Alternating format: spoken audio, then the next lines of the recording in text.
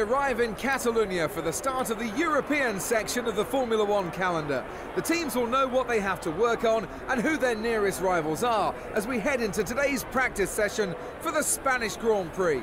Catalonia saw its first race back in 1991, and the drivers are really familiar with this circuit, as it's also been used extensively as a testing track over the years as well. Well, it's a fast-flowing circuit that really pushes drivers and cars to their limits.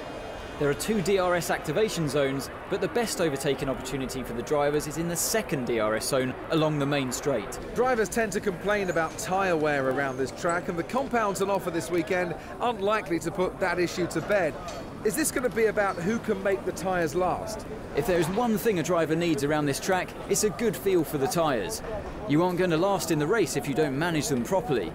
Some drivers take the life out of them too quickly, so they're going to have to keep an eye on that. It might make all the difference.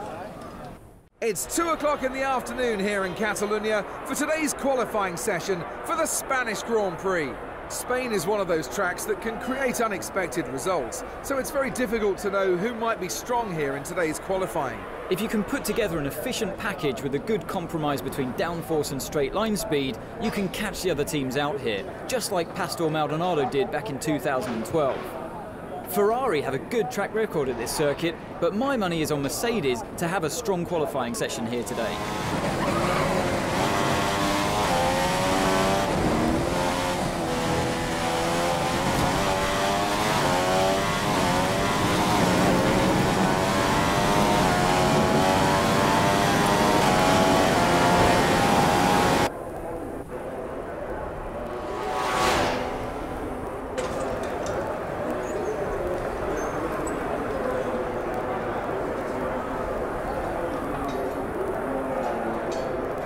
It's been a mighty qualifying performance from Mercedes today, with both cars on the front row for the race tomorrow. They've really worked hard this weekend, and it seems they've been able to set up the cars perfectly today. Whether this will translate into race pace tomorrow, well, we'll just have to wait and see.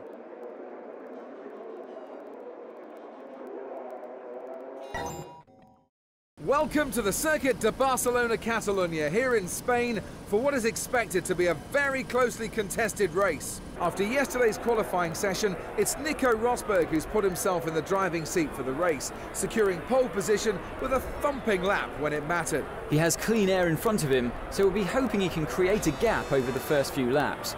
If the cars in second and third can keep close until the first round of pit stops, then they may be able to take advantage on the undercut. The last Grand Prix saw Mercedes post their best performance of the year.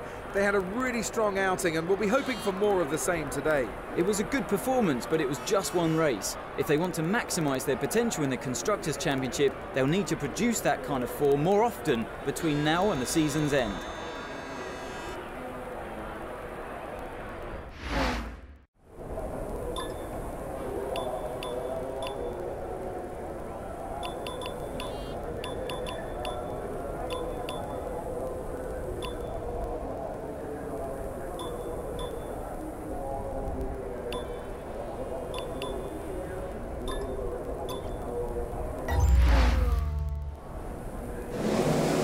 Capable of pushing for the win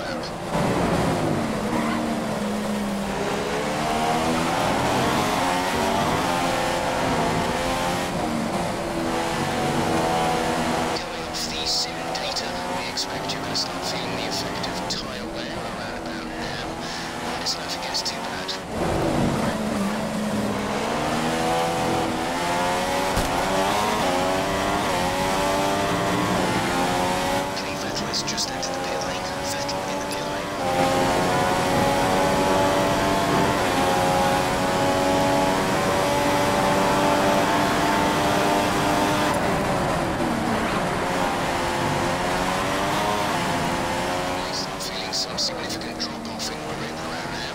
The data suggests the tyres are getting quite worn. They may not last much longer.